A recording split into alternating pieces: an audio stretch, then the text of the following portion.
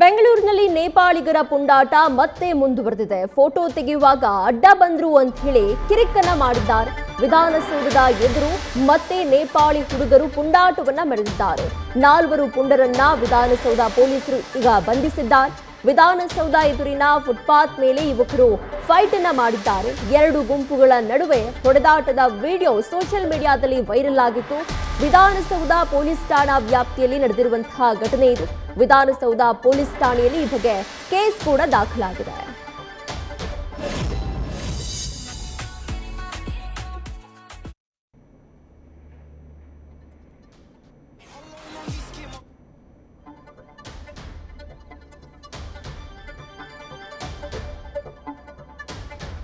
ನೀವು ದೃಶ್ಯದಲ್ಲಿ ಗಮನಿಸ್ತಾ ಇರಬಹುದು ಯಾವ ರೀತಿಯಾಗಿ ಪುಂಡಾಟವನ್ನ ಮೆರೆತಿದ್ದಾರೆ ನೇಪಾಳಿ ಹುಡುಗರು ಅಂತ. ಒಂದ್ ರೀತಿಯಾಗಿ ರೋಡ್ನಲ್ಲಿ ರೌಡಿಸಮ್ ಅನ್ನ ಮೆರೆತಿದ್ದಾರೆ. ಯಾರ ಭಯವೂ ಇಲ್ಲದಂಗೆ ಕಾಣಿಸ್ತಾ ಇದೆ. ಒಬ್ಬರನ್ನ ಹಿಡ್ಕೊಂಡು ಮತ್ತೊಬ್ಬರನ್ನ ಹಿಡ್ಕೊಂಡು ಮತ್ತೊಬ್ರು ಚೆನ್ನಾಗಿ ಹೊಡಿತಿದ್ದಾರೆ. ಹೊಡೆದಾಟಕ್ಕೆ ಕಾರಣ ಏನು ಅಂತ ಹೇಳಿದ್ರೆ ಫೋಟೋ ತೆಗೆಯುವಾಗ ಅಡ್ಡ ಬಂದ್ರು ಅನ್ನುವಂಥದ್ದು ಕ್ಷುಲ್ಲಕ ಕಾರಣಕ್ಕೆ ಈ ರೀತಿಯಾಗಿ ಸಾರ್ವಜನಿಕ ಸ್ಥಳಗಳಲ್ಲಿ ಹೊಡೆದಾಟವನ್ನು ನಡೆಸಿಕೊಂಡಿದ್ದಾರೆ. ಈ ಬಗ್ಗೆ ಹೆಚ್ಚಿನ ಡೀಟೇಲ್ಸ್ ಅನ್ನ ನಮ್ಮ ಪ್ರತಿನಿಧಿ ಚಂದ್ರಶೇಖರ್ ನೀಡ್ತಾ ಹೋಗ್ತಾರೆ.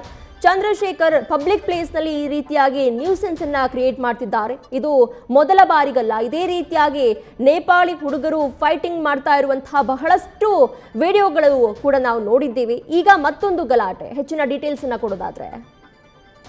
ಖಂಡಿತವಾಗಿಯೂ ಪ್ರೀತಿ, ಏನು ಈ ಒಂದು ಪ್ರಕರಣಕ್ಕೆ ಸಂಬಂಧಪಟ್ಟಂತೆ ವಿಧಾನಸೌಧದ ಮುಂಭಾಗದಲ್ಲಿ ಒಂದು ಬಾರಿ ಇದೇ ರೀತಿಯಾಗಿ ದೊಡ್ಡವನ್ನ ಈ ನೇಪಾಳಿ ಗ್ಯಾಂಗ್ ಮಾಡಿರುವಂತಹದ್ದು. ಮುಖ್ಯವಾಗಿ ಈ ಒಂದು ನೇಪಾಳಿ ಗ್ಯಾಂಗ್ ಕಳ್ಳತನ ಅಥವಾ ಪ್ರಕರಣಗಳಲ್ಲಿ ಬೆಂಗಳೂರಿನಲ್ಲಿ ಸಾಕಷ್ಟು ಪ್ರಕರಣಗಳಲ್ಲಿ ಭಾಗಿಯಾಗ್ತಾ ಇದ್ರು. ಆದ್ರೆ ಈಗ ಸದ್ಯ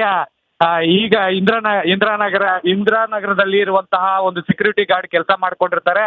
ಅದಾದ ನಂತರದಲ್ಲಿ ಸದ್ಯಕ್ಕೆ ವಿಧಾನಸೌಧ ಚಾಮರಾಜಪೇಟೆ ಕಡೆ ಒಂದು ಅಧಿವೇಶನ ಇರುತ್ತೆ. ಅಲ್ಲಿ ಅಧಿವೇಶನಕ್ಕೆ ಹೋಗಿ ಬರ್ಬೇಕಾದ್ರೆ ವಿಧಾನಸೌಧ ಮುಂಭಾಗದಲ್ಲಿ ಒಂದು ಫೋಟೋನ ತೆಗೆದುಕೋಬೇಕು ಅಂತ ಹೇಳಿ ಹೋಗ್ತಾರೆ.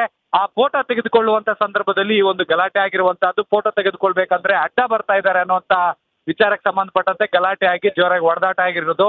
ಈಗ ಸದ್ಯಕ್ಕೆ 4 ಜನರನ್ನ ಬಂಧಿಸಿ ವಿಚಾರಣೆಯನ್ನ ಮಾಡ್ತಾ ಇರುವಂತಹದ್ದು. ಪ್ರೀತಿ, ಥ್ಯಾಂಕ್ ಯು ಚಂದ್ರಶೇಖರ್ ನಿಮ್ಮೆಲ್ಲ ಡೀಟೇಲ್ಸ್ಗೆ.